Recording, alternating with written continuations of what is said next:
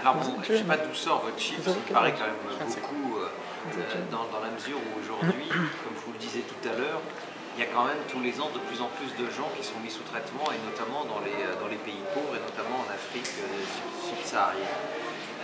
Et je vous le disais tout à l'heure, les chercheurs ont raison quand ils disent que si demain on met sous traitement toutes les personnes qui en ont besoin, des modèles mathématiques nous montrent que le sida peut disparaître dans 30 ou 40 ans. Donc voilà, ils ont raison de penser ça, sauf qu'aujourd'hui, si on ne veut pas arriver à une hécatombe, c'est-à-dire qu'il y a encore plus de morts, il faut mettre de l'argent.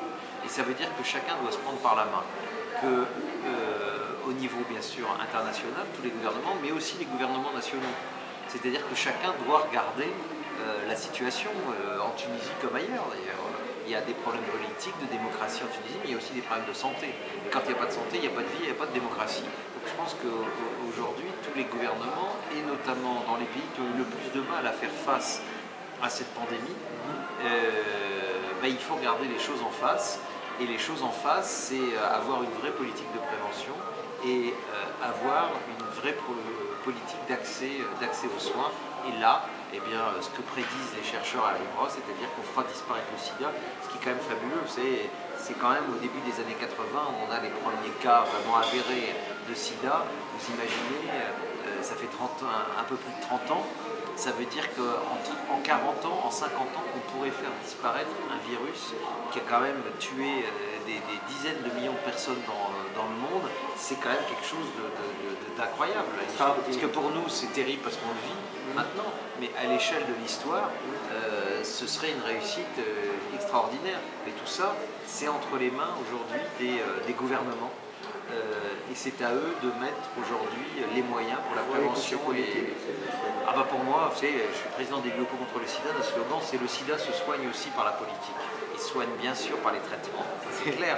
Oui. C'est un peu provocateur de dire ça, mais c'est aussi la réalité. Si les politiques ne disent pas c'est une priorité, il faut y mettre les moyens pour la prévention et pour l'accès au traitement, et bien à partir de ce moment-là, on ne s'en sort pas. Et voilà, donc oui, c'est une épidémie politique.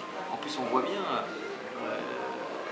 elle touche les pays pauvres, et dans les pays riches, elle touche souvent les plus exclus. Donc ça veut dire que quelque part, voilà, c'est aussi la maladie de l'exclusion quelque part. C'est en plus la maladie de la stigmatisation, parce qu'on montre du doigt les personnes séropositives, où qu'elles soient, dans le monde, comme si c'était des coupables. C'est-à-dire de la discrimination. C'est-à-dire qu'au lieu de s'attaquer à la maladie, on s'attaque aux malades. Ça reste dans tous les pays une espèce de maladie honteuse. Ouais.